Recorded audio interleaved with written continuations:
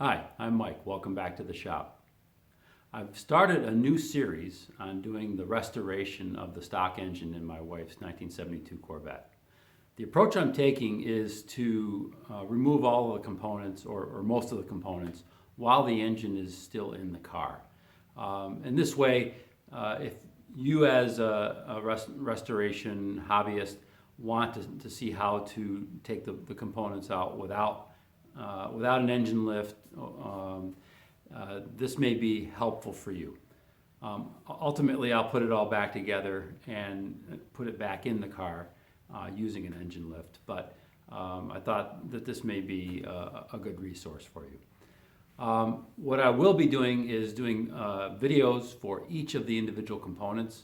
I'll walk through how it's being restored and the methods I'm using. Also, I'll look at any of the numbers and things like that that may be also of a resource for you as a hobbyist. I hope you enjoy the series, and if so, please subscribe and hit the like button.